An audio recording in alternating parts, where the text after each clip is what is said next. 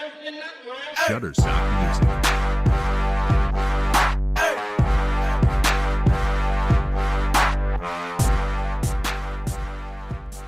Good evening, ladies and gentlemen, and welcome to another episode of Black College Experience. I am your co-host, Derek Thomas, down here in Baton Rouge, Louisiana, and we have the founder and creator of Black College Experience in Atlanta, Georgia, the one and only Keisha Kelly. Hi, everybody. Hello. Of course, I'm in a happy place. We have a great weekend of Black College sports, a great weekend of recap of everything that's going on this week. We got some pro days. We got SWAC and MEAC basketball championships coming up. Of course, I'm excited. My Lady Jaguars are two-time regular season champs. Yes. And we also have the Dr. Kelechi Okoroha that's coming on. And he's going to tell his story. Just looking at the profile there, it's just crazy, amazing. Oh, yeah. The doctor that played for Xavier. So you went from wanting to play in the pros to working for the pros. It's a story to be told. Yeah, I mean that's amazing. And he not only, is a doctor for a basketball team, but also a baseball team. So, we're going to let him tell his story, his HBCU Black College experience, and then talk to us about his career, which is, I'm pretty sure, is an exciting one, being that he's the doctor for 2 professional sports teams. Right. All right, so we'll start off here. Looks like we want to start off here at Alabama State's Pro Day. Now, for a lot of people, it's been a lot of buzz around one particular player over at Alabama State. And if for anybody that's been watching, did anybody watch the combine? We had 3 HBCU athletes that were actually invited here. And, we fight for more, but, we took the 3. We took the 3 that we got, but Titus Howard was the name, of course, that had been buzzing, and it's also the one that everybody had their eyes on. So talk to us today about Alabama State's Pro Day, because we know, again, like I said before, you have to really love these sports to watch all of these things, because they can be boring to some people. We're like watching combines, we're watching pro days, we're watching drafts, and that's all leading up to football season. These are the preliminary things. Right. Now, I watched the combine, and I also watch NFL Network when they show videos of the pro days. But I haven't seen Alabama State yet. But a couple scouts were there to see, of course, Howard, and also Karan Ramsey, Dennis Roberts, Ishmael Arizon, and Howard, of course. But there were also other HBCUs that participated. I'm trying to find that now. I know other Alabama area HBCUs like Tuskegee, Miles, that's what I was trying to say instead of Morehouse, had athletes that was able to perform in front of scouts. So, most Division II schools don't necessarily have pro days, but it's awesome when schools can come together and let athletes come on their campuses and showcase for NFL scouts. And that's exactly what happened at Alabama State's campus for their pro day.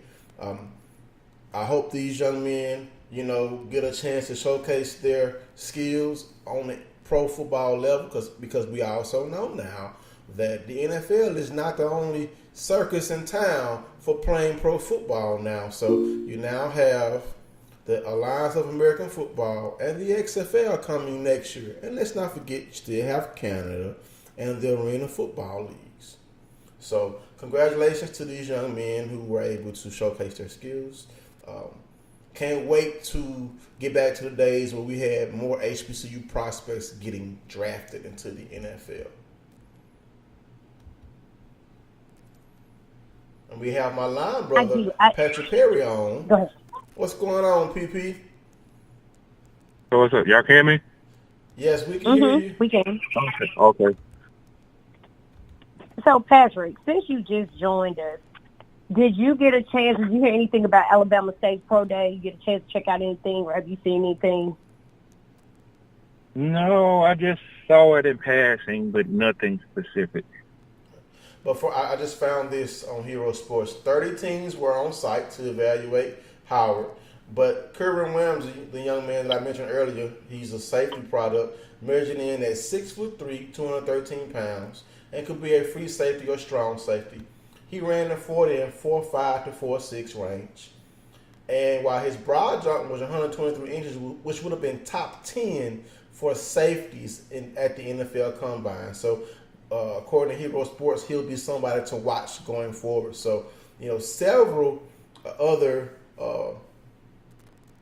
Power 5 safeties had testing results nowhere near Ramsey's. I know two guys that I've been fans of for a while did not have the numbers that Ramsey had. One guy was out of Mississippi State, and the other guy was out of Alabama.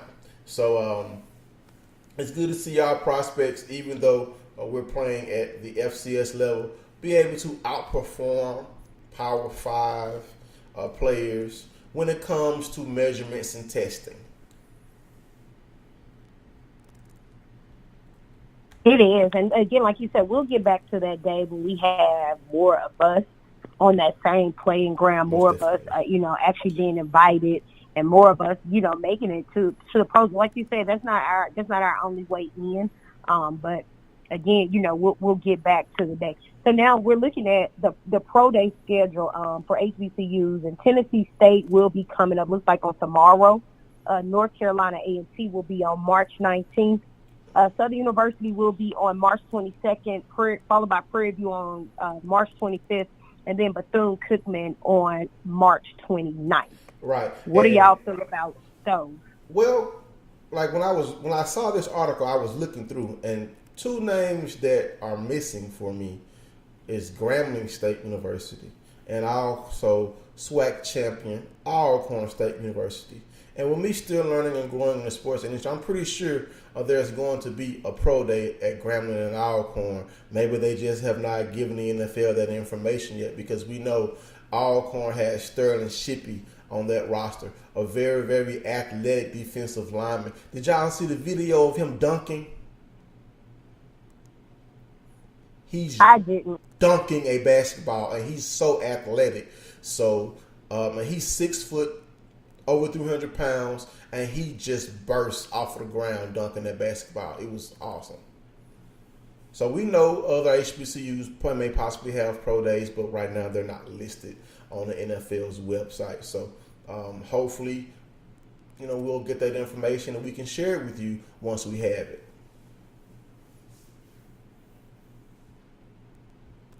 So okay. Go ahead, Kels. Go ahead. No, go ahead.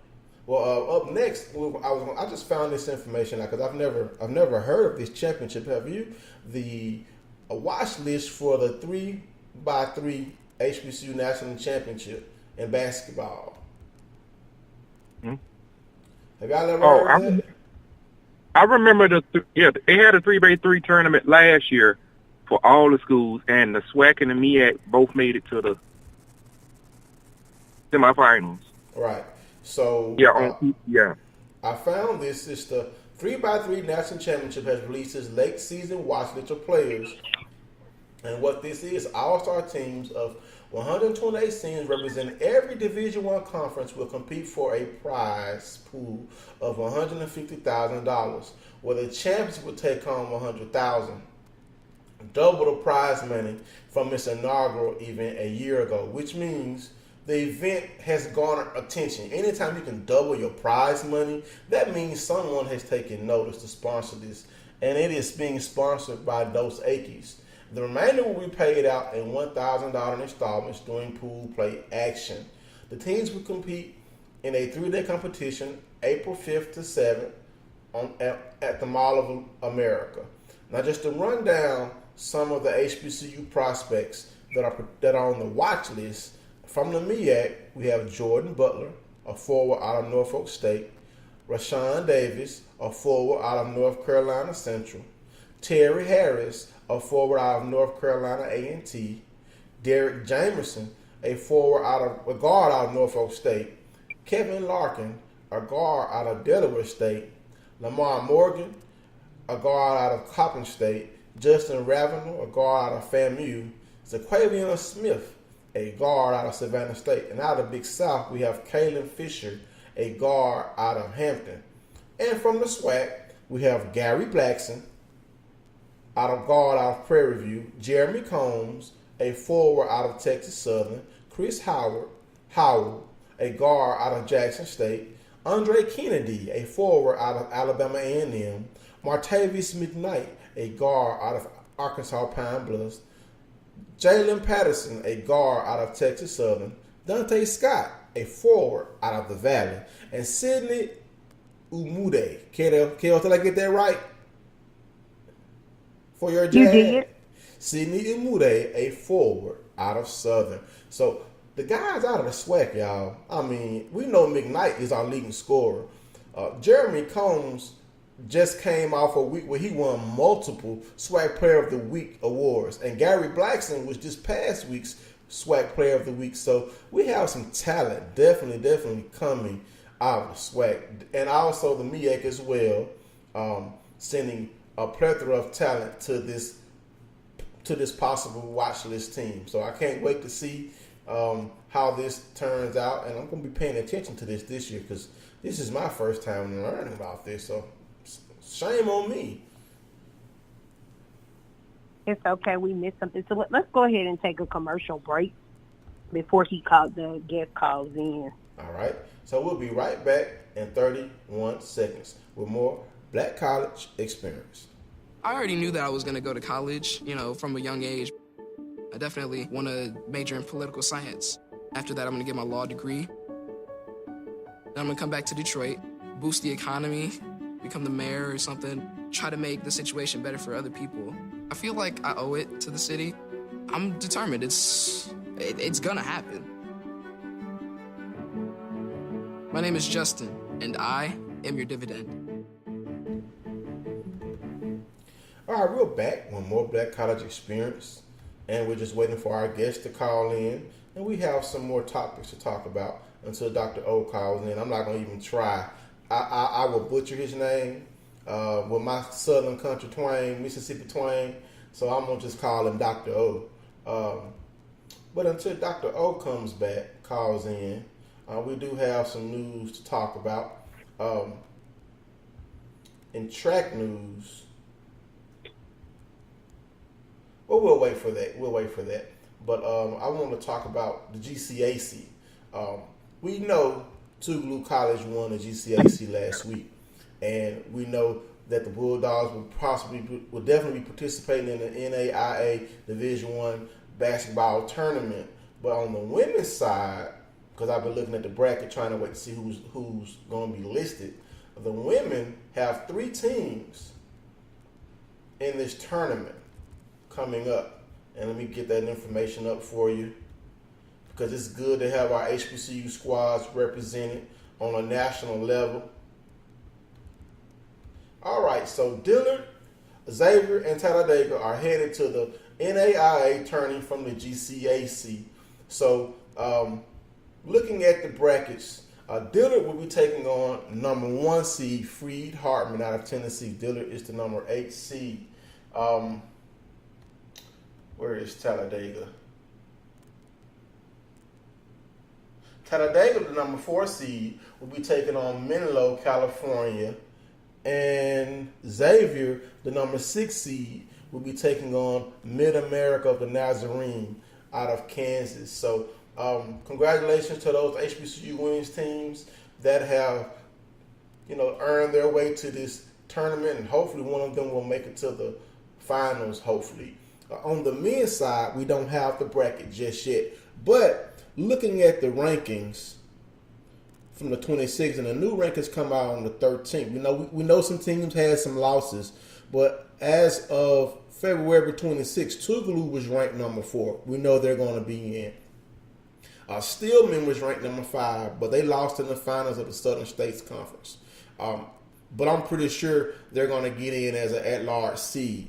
Wiley College was ranked number 10 with a 22-5 record. Talladega was ranked 20th with a 23-6 record.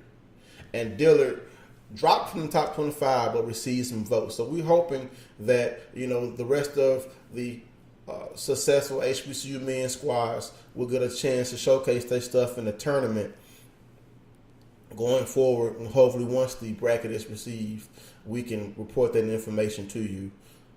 So congratulations to all the teams from the GCAC that have secured their way into the tournament and then are waiting on their names to be called, because we know that even though it's not the big show, this show matters to us. Our HBCU squad is doing well. Absolutely. And at this time, we want to send like a major congratulations to former guest and our own personal SWAC commissioner. Dr. McClellan is to join the Division I men's basketball committee in September. This commissioner, he's doing a lot. Commissioner McClellan is making a lot of strides, making a lot of moves, and it's good to see that he along with Iowa State University Director Jamie Pollard have been named to the NCAA Division Men's Basketball Committee.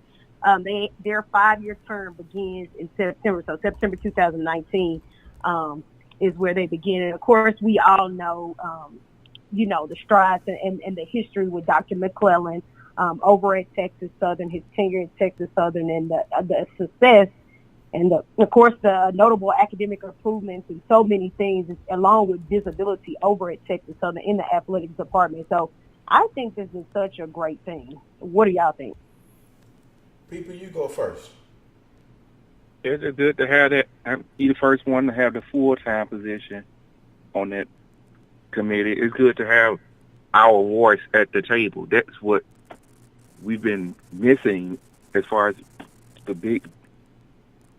Division I committee is concerned. Having an HBCU voice at the table that knows our conference and our needs and can present this, having a seat at the committee. Right. I agree with you, LB. I mean, Dr. McClellan, he has a vision for the SWAC. And joining this committee is just going to help his vision come true, where he can, like you said, have our voice. You got to have a seat at the table to have a voice. So he has his seat at the table to offer advice or just provide insight to what HBCUs may possibly need, and just not just HBCUs, but improve the game of basketball as a whole. So congratulations, Dr. McClellan. He is a graduate of my high school, Callaway High School in Jackson, Mississippi. So I'm proud of that. Even though he's a Prairie View Panther, we're happy that our voice is at the table. So, and we just had a beep in, and that is area code 832, last 49895 out of Houston, Texas. Kels, is that our guest? Yes, sir. All right, Kels, can you hear me? Go ahead and introduce our guest. Kels. I'm here. Okay, so we don't want to butcher your name, so we'll just take this and we'll call you Dr. O.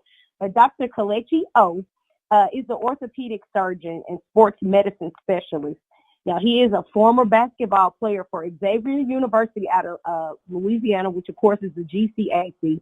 And, of course, he did his medical residency for Howard University. So we got double HBCU / HBCU athlete, two-time HBCU grad, now orthopedic surgeon and team doctor for the Chicago Bulls and the Chicago White Sox. Doctor, we're going to let you have your moment. We're going to let you shine.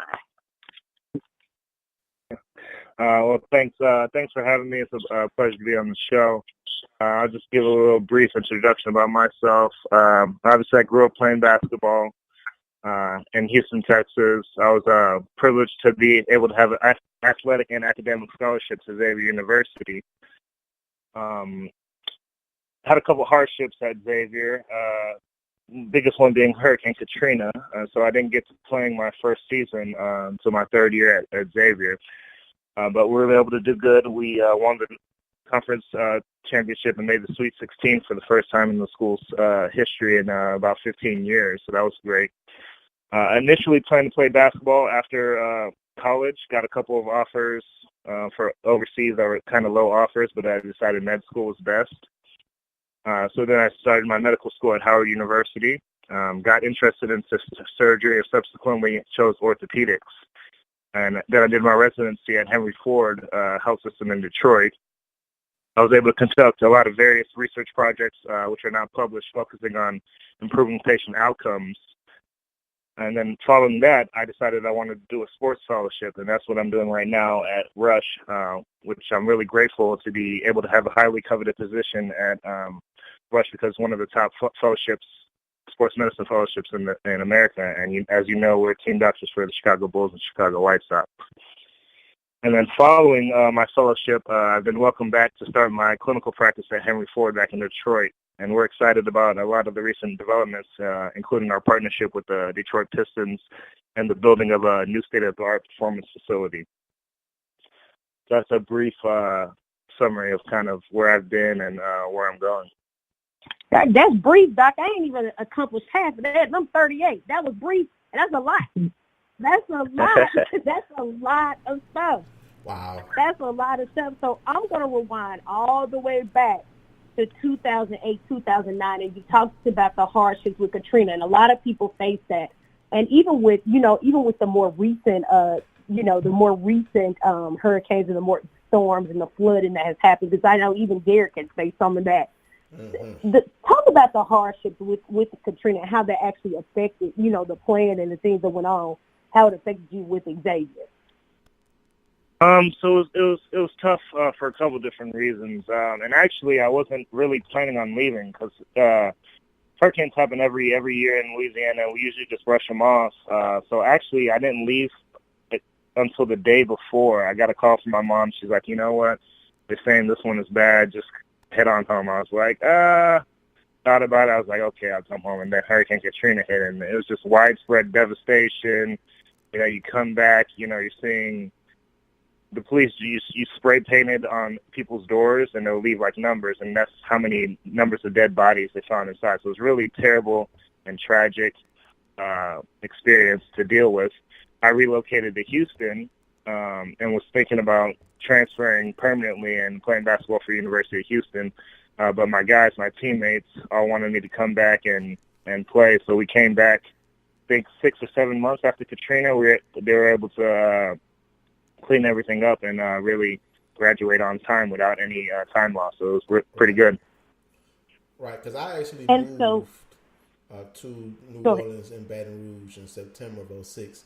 So I got a chance to see some of the cleanup, and yes, riding around New Orleans and seeing those X's on the doors, I mean, it was disheartening to know that, yes, that meant someone lost their life there. Now, I wasn't living in New Orleans during Katrina. I was in Mississippi. We were affected, but definitely nothing to like what happened in New Orleans. And being down there a little after, seeing that, I can definitely relate to, what you went through going back to New Orleans. Right.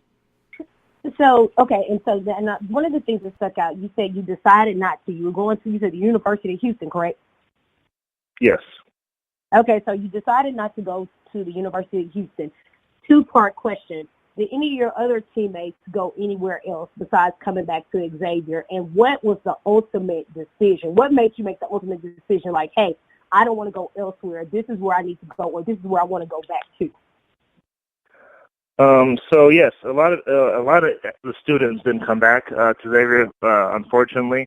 But my teammates, most of us came back. We lost one of our centers to University of Cincinnati. So there was some transfers, but I think I was about to try out for the University of Houston team, and my point guard, his name's Sean Dumas, he called me. It's like, Casey, we play good together. The team wants you back. Like, I think we should all come back and make a run for this thing. So we did it, and the next year we were the conference champions. So it was a good decision.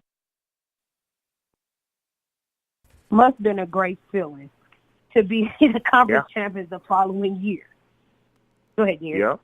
Well, yeah, I mean, it's great that you did decide to come back. I know for HBCU perspective, we're glad you came back because look how your career turned out. I'm pretty sure you would have been successful and had you gone to the University of Houston. But we all know the black college experience is the best. Yeah, for sure. So, talk to us about what it's like to work for a professional teams, physician-wise. I mean, working for professional teams is really great, especially if you're into sports. My love and my passion is basketball, so just being, in the gym and watching the practices and also taking care of the athletes, which is the biggest thing. So I know how passionate I was about basketball and, God forbid, I never had any injuries, but if I did, I would know what it means to get back to that. So that's where we come in. Athletes that are injured and not able to do their passion, their love, we try to get them back to doing that. And being able to do that for them provides us great joy. Right. So do you still school them on the court? Do you get a chance to play one-on-one? No, I don't. I don't play with any of the athletes. I do play basketball recreationally, but not with the athletes. Yes, indeed. And you also are the physician for the White Sox. Now, I played baseball growing up. Did you play baseball at all growing up? I did not. I played a little bit of football, but mostly basketball. So how was it with baseball? Kind of the same with basketball? Yeah, it's a similar process. Obviously, more games with baseball, but a similar process, taking care of athletes, making sure all their concerns are met, and injury prevention as well is big in baseball. Yes, indeed. And I also see that you did coverage with Chicago Fire and Steel, Chicago State University basketball, Oak Park and Forest High School football, the Pistons, Wayne State Athletics, Detroit Country Day High School, and Men's West Bloomfield High School. Doc, you're a busy man. Yes. So those are all over different times. The Country Day and Detroit things were during my residency, and then all the Chicago stuff is this past 2 years. Past year. So how did you get to that? Like opportunities like that don't happen all the time. You talk about the Chicago Bulls, the Chicago White Sox. You talk about a partnership now with the Detroit Pistons. How did you land those opportunities? Right. So I think you said it perfectly. Those opportunities are not very common. So the position here at Rush is one of the top, I think, the top sports medicine fellowship in the country. And so it's a highly coveted position. Hundreds apply for the position. They only interview about 20 to 25 applicants each year. So really you just have to be on top of your game in residency and be productive in research, and then you apply and they pick 5 people. And I was lucky enough to be one of the 5 people selected to do the 1-year fellowship. And the hospital covers Chicago Bulls and the Chicago White Sox, so that's how I became a part of that. And then going back to Henry Ford next year, it really is a changing program. We're doing a lot of great things, but my residency there, I was able to work hard and be very productive, and so they offered me a job to come back. And that hospital covers the Detroit Pistons, so that's how I get involved in that. And you said right, you have opportunities only people dream of. And people dream of these opportunities. 3 different teams? That's crazy. Yeah, that's pretty exciting. So, Doc, you said you were going to be starting your own private practice? No, it'll be academic practice at Henry Ford in September. Okay. You ever thought about starting your own Dr. O clinic? I thought about it for a little bit when I went through the process of interviewing at different places for jobs afterwards, but ultimately I chose Henry Ford, and I think it'll be a great opportunity. Yeah, because I work in healthcare a little bit. I'm the guy you would call when you need your password changed. So I'm pretty sure you're pretty nice to all your IT guys, right? Yep. Yeah, so I get a chance to work with hand in hand with doctors. So as far as in a teaching environment, so I kind of understand exactly what you kind of went through as far as learning some of the skills that you had to be a physician, getting a chance to watch and observe being taught medical procedures. I get a chance to see that on a daily basis. I mean, for someone like you to be, and I often marvel at the knowledge that you guys can have in your heads, just be able to spit out or say those medical terms that get me tongue tied. I mean, it's amazing, man. And you do it, so well. Thank you. I appreciate that. So, Doc, go ahead, Kels. No, go ahead. I was going to ask, being that, did you keep an eye on the GCAC this year? I did not. I usually, back when I was closer to there, I had a lot of teammates that were still on the team, but now I haven't kept an eye on it, really. Yeah, Tougaloo College won the men's basketball regular season and tournament championship. But Xavier nice. Has been performing pretty well on the basketball court, and definitely in volleyball. I mean, HBCU sports. Like I've always followed Tougaloo because I'm from Jackson area.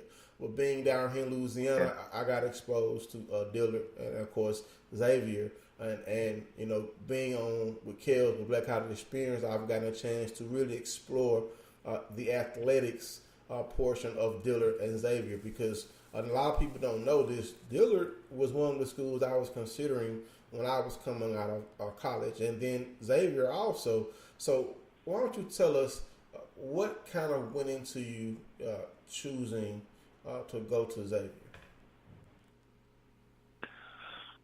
So I had a couple of different interviews where I went up there and got a chance to really see the campus, and I really loved the environment they had there. It was very collegiate, and they had a lot of different programs, which I thought that would be good for me.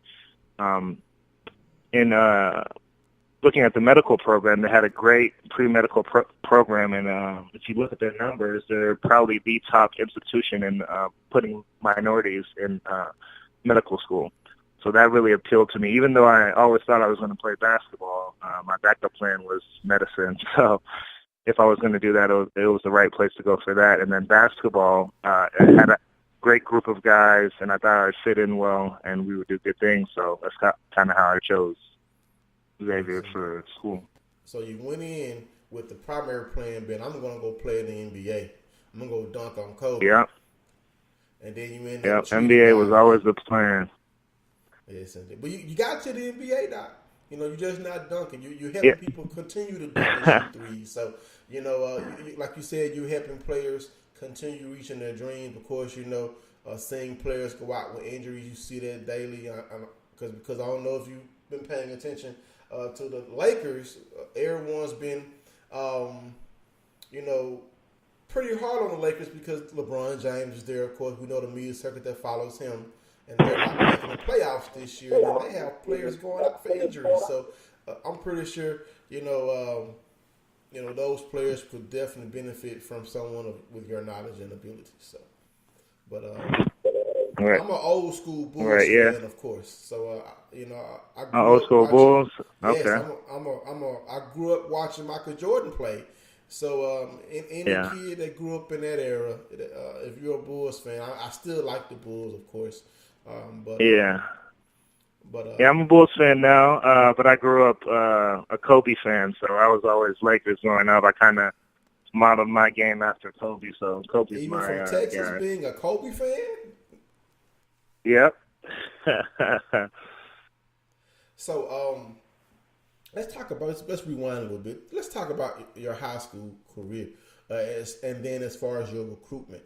Talk about, you say you played football, but basketball was your love. Talk about some of the awards you won in high school, and then let's talk about your recruitment.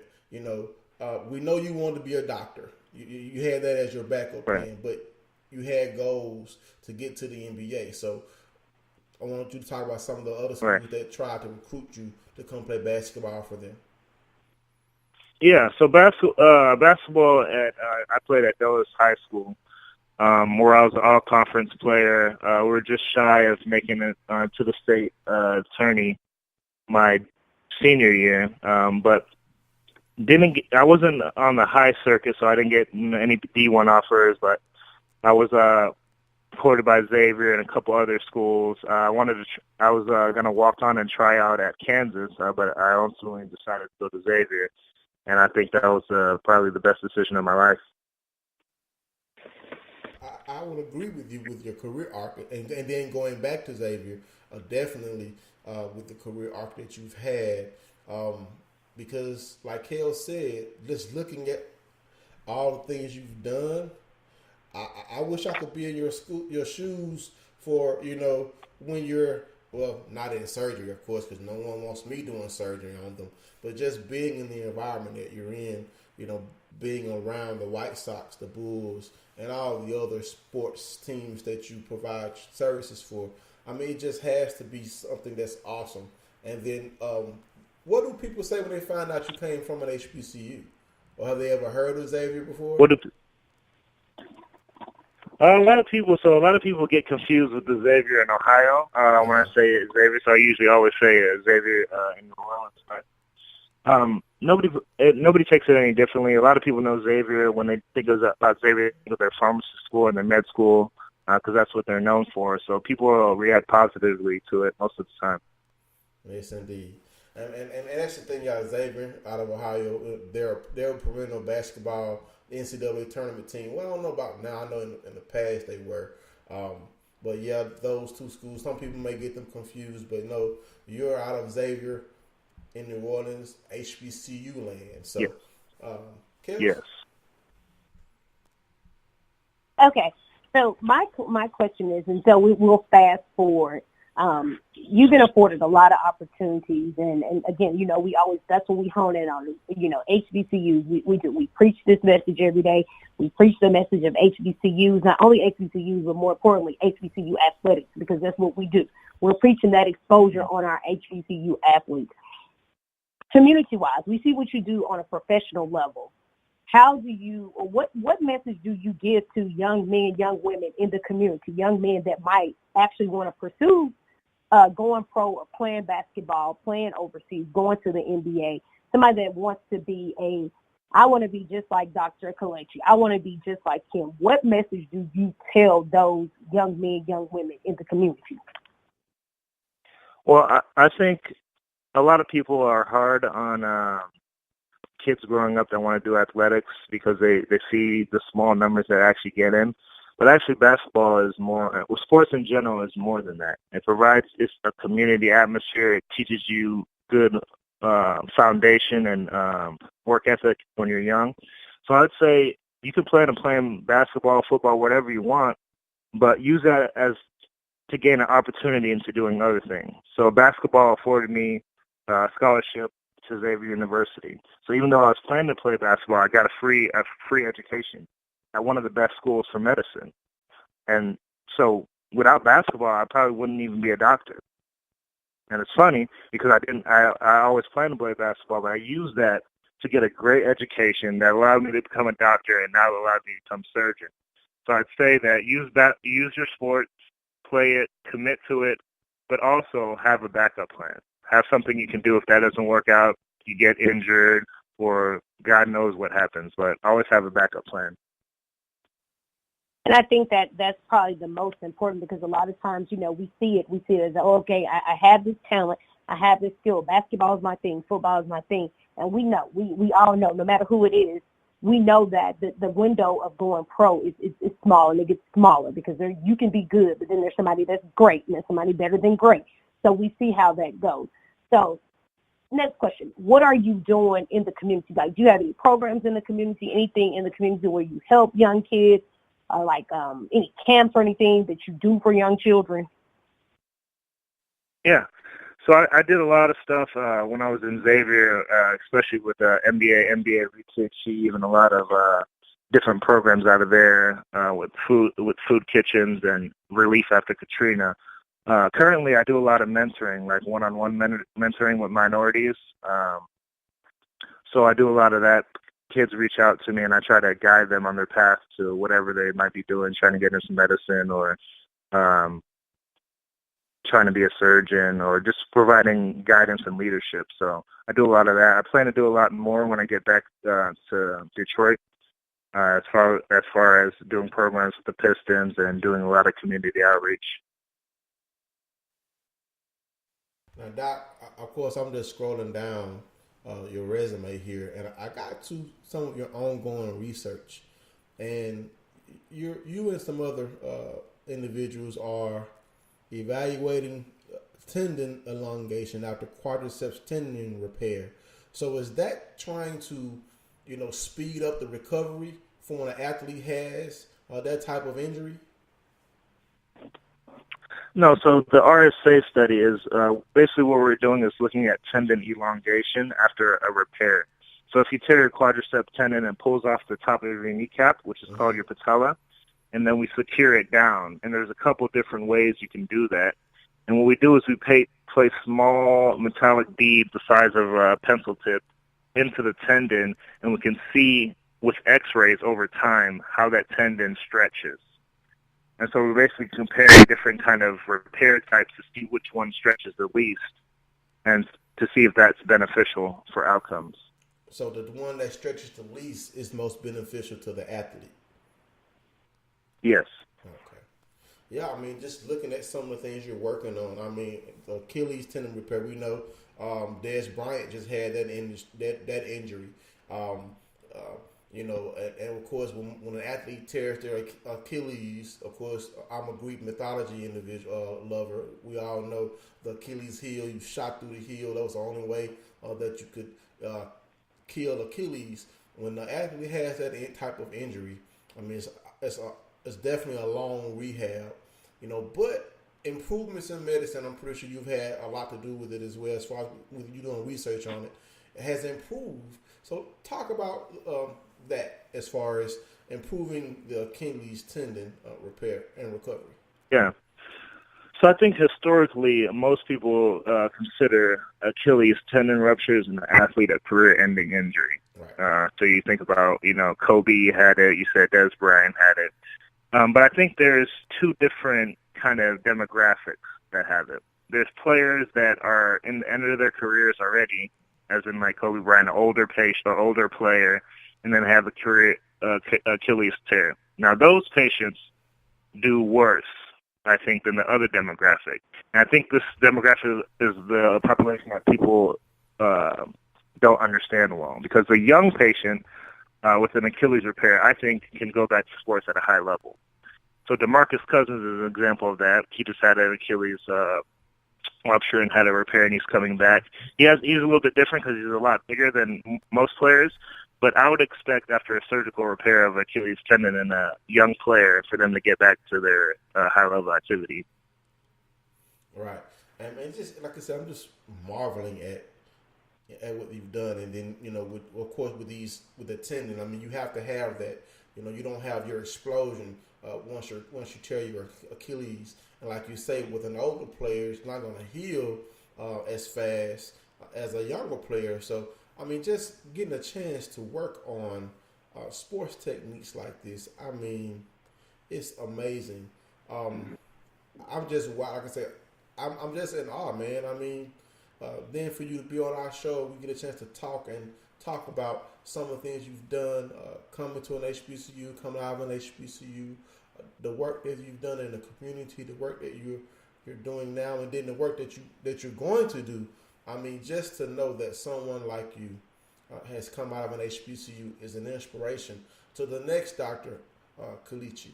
A young kid who may listen to this interview may say, you know what, I want to be a doctor too, and I want to play basketball, but I'm gonna have a backup plan, and that's something you don't see a lot of times in the athletes of today. Yeah. They're so focused on making it to the pros or finding a way to earn a living by playing a sport. Well, they miss out on the real sport of academics after the sport on the field or the court, because the sport of life is really what you need to be preparing for, and that's exactly what your your advice that you gave to Kel is a roadmap to success. Your primary goal, I want to go play pro basketball, but I want to make sure I can be a professional in the world of life, in the sport of life as well. So I'm thankful that, Kel's found you and met you, and you were able to come on and give your story, and hopefully you'll call in. Well, I know you're a busy man. With me working in healthcare, I definitely know how busy a doctor can be, but hopefully some Sunday nights when you have time and you want to talk sports, or if you just want to talk something that you're working on in the sports world, I would definitely love to have you on, or just have you call in and just check in with us from time to time, because you're a family now, man. You're a Black College Experience guest. No, I appreciate the opportunity. It's been a pleasure to be able to come on and talk about the Black College Experience, and I think people, if you look at colleges like Xavier and Howard, I think you'll find a lot of people that are similarly doing great things. I know I have a lot of colleagues that are, doctors or pharmacists or, really doing great things, and they all came from Xavier and Howard. So there's a lot more people than the society would have you believe that are minorities and went to HBCUs and are doing great things in the society. And it's funny you bring up Howard. You did. That's where you went to medical school. I just found out. We mentioned last week. A childhood friend of mine, you may or may not know him, Amari Swinton. He's a doctor of, I think, finance at Howard, and he's also my fraternity brother. Since I'm a member of Phi Beta Sigma, and also my line brother Patrick Perry on is all. Did you pledge a fraternity at Xavier? I did not. My fraternity was the basketball team, yeah. So I did not. If I would, I probably would have been an alpha. I was interested in a little bit, but I never got the chance. I mean, you could always go graduate chapter. Yeah. I won't hold that against you since you want to be an alpha. Kels? We really do appreciate. We thank you so much for coming on to the show. This has been the season 2019, and we're not even deep into 2019. We're just at March 10th of 2019. I have called this the season of shooting your shot, and this is the season that we shoot our shot, and we're trying to find as many as people as we can to do these interviews. And the day that you actually followed Black College Experience was the day I was like, oh, okay, I'm going to shoot my shot, and you responded quicker than most people did. So I was like, oh, that might be a good sign. So we really do appreciate it, because we know how, being a doctor, we know how busy you are. And with the multiple things that you're doing, we understand. So we really appreciate you for taking your time out to come on and share your story, telling us about your experience at Xavier, your experience at Howard, and all the different things that you're doing, not only in your professional life, but in the community and your personal life. So we really do appreciate it. No problem. It's been a pleasure. I enjoyed it. Thank you. So you're always free to call in. Like Derek said, you're free to call in whenever you want to talk sports. And, just if your team make it somewhere higher, we'll make sure we let you know. Okay. All right, Doc. All right. Oh, man. Kels. All right. Pleasure speaking with you guys. Yes, Doc. All right. Good night. Good night, Doc. Good night. All right. So we got about close to 12 minutes left in the show.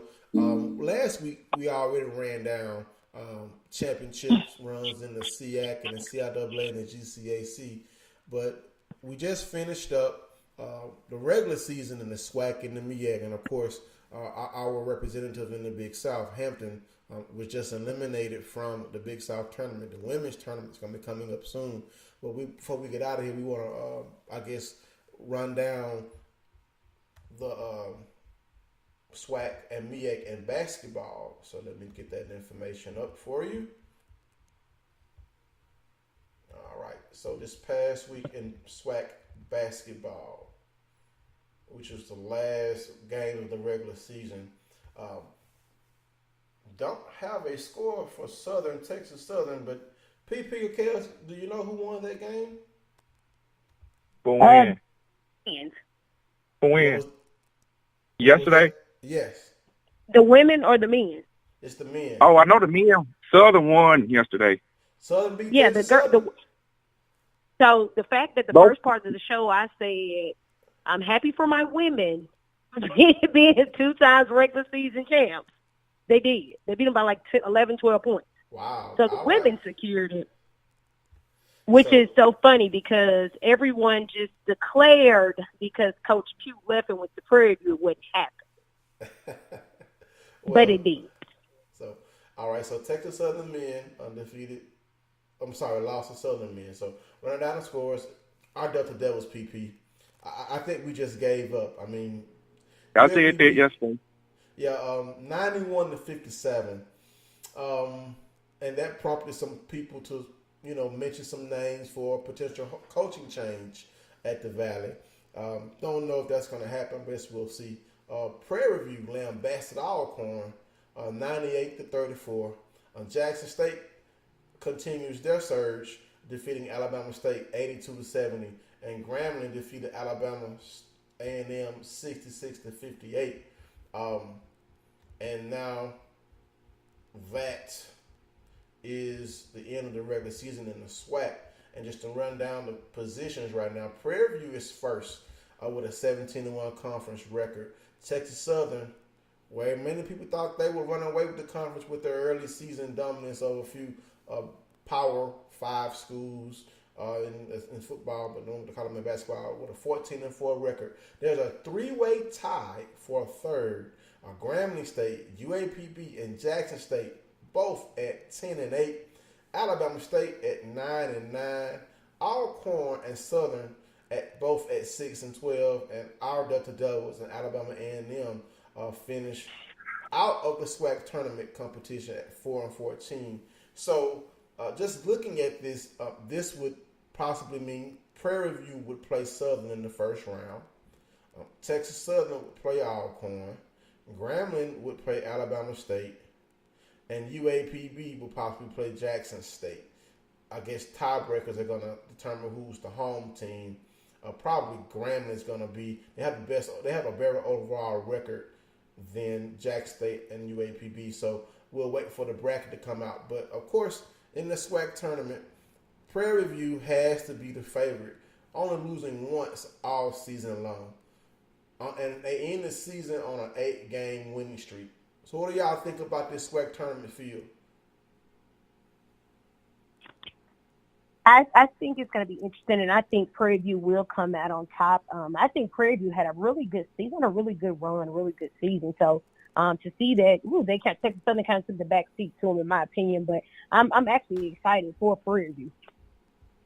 PP? Yeah, I mean, everybody except for me, everybody anointed Texas Southern.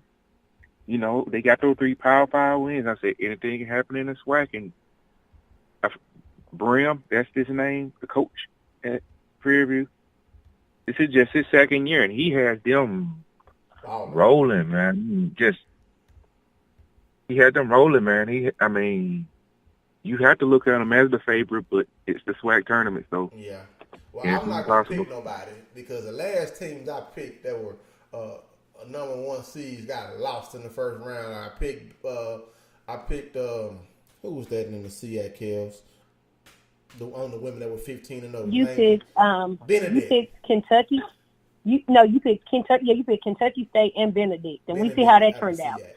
But my picks in the CIAA won though, so I had a little retribution. But I don't want to jinx Prairie View,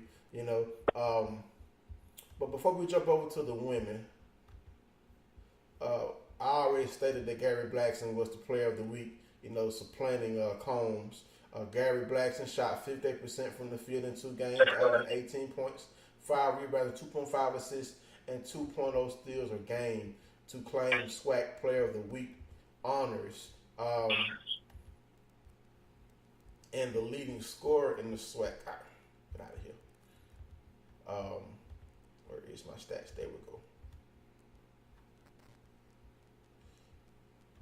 Leading scorer in the SWAC, of course, is Martavius McKnight out of UAPB. Leads the SWAC with a 20.6 scoring average. So it's probably going to come down to either the player of the year, probably either, even though UAPB is not going to be in the tournament. Yes, they are. They're going to be in the tournament. Yeah. It's probably going to come down to Blackson. Where's my thing? Combs and McKnight. Oh, yeah. Dante Yeah. Scott out of Valley is fourth with 13.6 per game. So I guess whatever team goes the furthest in the tournament will probably, be led by this individual. But as far as player of the year regular season, it's probably going to be McKnight because he averaged over 4 points more per game than anybody else. A league high 721 points. So he's probably going to be the regular season SWAC player of the year. But Jeremy Combs, with his multiple SWAC player of the week awards, is going to make a strong push. But Martavis McKnight, I mean, he played over 1,200 minutes. He made over 244 field goals. I mean, he has to run away with it. Now, on to the women. Southern University defeated Texas Southern 60-49. Grambling State defeats Alabama A&M 71-61. Our Lady Devilettes blew out UAPB 82-63. Prairie View defeated Alcorn 90-61. Jackson State blew out Alabama State 78-58. Now, Kels, you already claimed the SWAC Women's Regular Season Championship. Coach Funches in his first year. I mean, talk to us about, again, like just how does that make you feel after Coach Sandy leaves and her understudy for I can't remember exactly how long he's been there a long time, is able to continue the success of Southern women's basketball? Well, like I said before, people just declared that because, Coach Pugh left, and it was a thing because, he's a great coach, but when you have to move on to other, to other possibilities or other opportunities, it's greatly respected. And I think she's doing an amazing thing over at Prairie View. We can see that. And, of course, Southern has failed Prairie View in the season as well.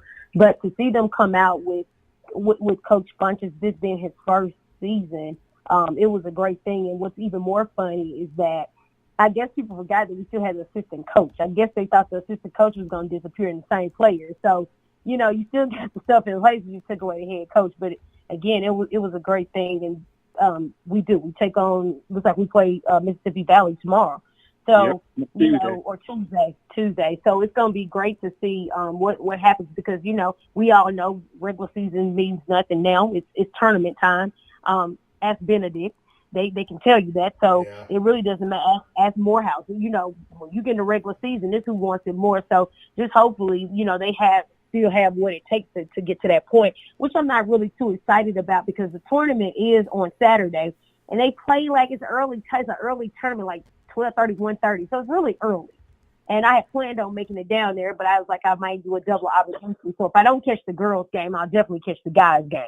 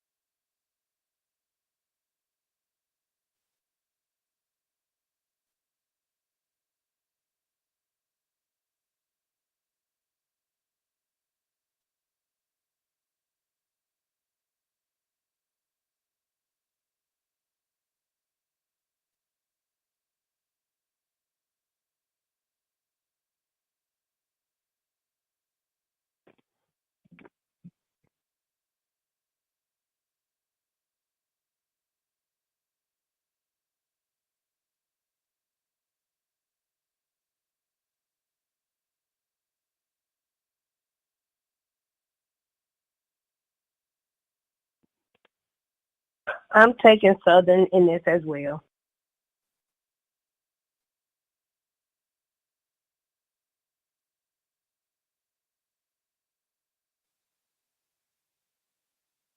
I'm gonna pick Valley. Yeah. I'm serious. I mean, look. I'm serious. I'm not gonna say they're gonna win, but I'm not gonna say they're gonna win, but look at how they played their last 3 games. They blew out Grambling and they blew out UAPB. They're playing And just as good as. if you look at Valley, they've had some upset that people didn't even see coming. They have. Like when they beat Grambling, people were scratching heads. I was like, well, apparently some of y'all really don't pay attention to Valley. And I think a lot of times we get it confused with football and we forget that it's other sports in there that their teams can actually play in. I think people are like, oh, okay, it's Valley. No, that really don't mean nothing. That don't mean nothing. I've been telling people about Mackenzie Bassett for the past 2 years, and I think that triple-double, she ended the season last year with a triple-double. Then she got a triple-double again Monday in that win against Grambling. I think you better watch out for her. So. Yeah.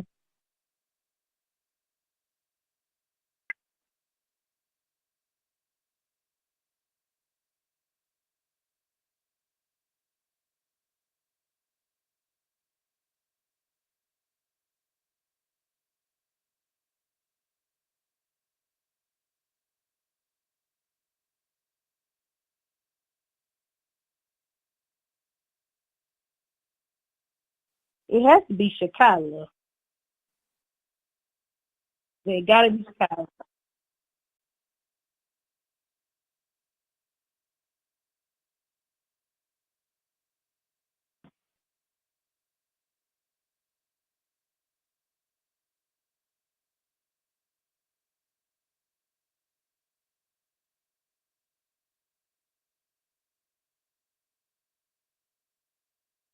We are.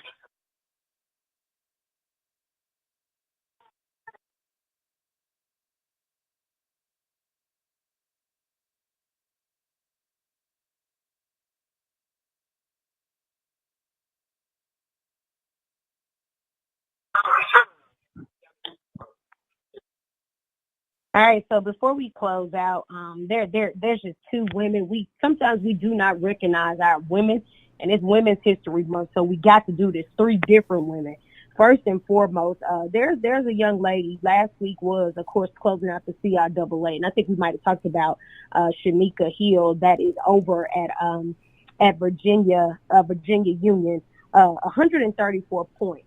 That's beyond words in a CIAA tournament. She broke the tournament record with 134 points. And there's 38 points in the championship game, 37 points in the championship game, 38 points in the semifinals, and then 59 points in the quarterfinals. We don't talk about that, but that's amazing basketball. 134 total points in a CIAA tournament by herself. That's just her point. And of course, they did win the championship. Also, we got to give props done other than to Kayla White. We're not, the people are not going to talk about it, but they're going to respect what she said. I'm not just a HBCU sprinter, but I'm one of the best sprinters in the nation. Finishing out 22.62 was her recorded time, the fastest in the nation in the 200 meters, straight out of North Carolina A&T. That's something to be talked about. And then, of course, last but not least, Dr. Kiki Barnes, athletic director over at Dillard University. She was named the Under Armour Athletic Director of the Year. Awesome. Women's History Month. They're getting it done. That's all I have. All right. So make sure you tune in next week for more Black College Experience. And we're going to be reviewing, of course, tournament action. And we're out of here, ladies and gentlemen. Good night.